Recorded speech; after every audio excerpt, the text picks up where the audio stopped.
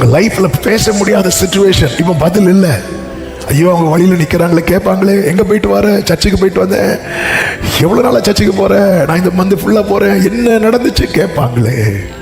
எனக்கு பதில் இல்லையே. பதில் இல்லையா? ஜெபமாக்குங்கள். தாவீதுடைய குவாலிட்டி இது.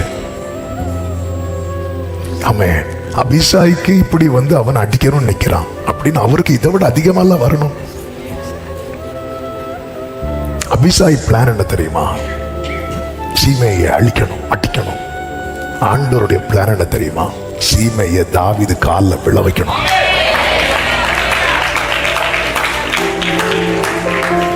ஆமென். ஆண்டவருடைய பிளான் வேற, நம்ம பிளான். சரி, நம்ம இப்படி பார்க்கிறோம், ஆண்டவர் பார்க்கிறது வேற. அடுத்த நாள் தாவீது போய் அடுத்து சீமை வாழணும்னா தாவீதுனுடைய பையன் தயவு செய்யணும். எங்க கொண்டு வந்து விட்டார் பாத்தீங்களா? அபிஷாய் சொல்றான், அவனை நான் வெட்டி போட்டுறேன். இல்ல இல்ல, அவர் வேற ஏதோ வச்சிருக்கிறாரு. ஒருத்தன் இவ்வளவு என்கிட்ட கேள்வி கேட்ட பிறகும், ஒருத்தன் இவ்வளவு என்னை தூஷித்த பிறகும், ஒரு இப்படி கல்லை எறிந்து மண்ணை எடுத்து தூஷித்த பிறகும் அவருக்கு எதுவுமே பண்ணாம இருக்குமா?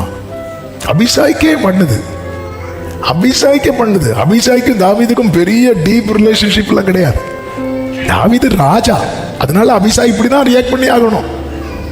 ஆனா என் குடும்பம் என்ன புறக்கணித்த போது எனக்காக வைராக்கியம் கொண்டவர், நான் தனித்து விடப்பட்ட போது எனக்காக வைராக்கியம் கொண்டவர், செத்தவனை போல எல்லாராலும் மறக்கப்பட்ட போது எனக்காக வைராக்கியம் கொண்டவர், இப்பொழுது என்ன நிந்திக்கிறாங்க, இப்பொழுது என்ன தூஷிக்கிறாங்க, இதெல்லாம் பார்த்துட்டு அவர் சும்மா இருக்க மாட்டார்.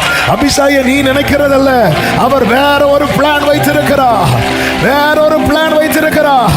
அடுத்து தாவீது வரும்போது நீங்க படிச்சீங்கன்னா தெரியும், காலில் வந்து விழுவான்.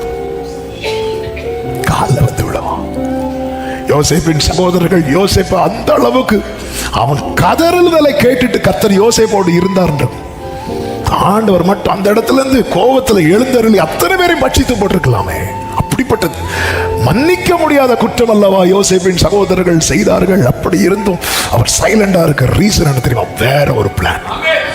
அத்தனை பேரும் யோசேப்புக்கு முன்னாடி விழுந்து கிடக்கிறான். சிலரோடு கர்த்தருடைய ஆவியானவர் இந்த வார்த்தையை பேசுகிறதை என் ஆவியிலே நான் உணர்கிறேன். நீ நினைச்ச அவங்களை எதுவுமே பண்ணாம இருக்கிறீங்களே, ஆண்டவருடைய பிளான் வேற. ஆமென் சொல்லுங்க பார்க்கலாம். ஜெபம் கேட்கப்படும்.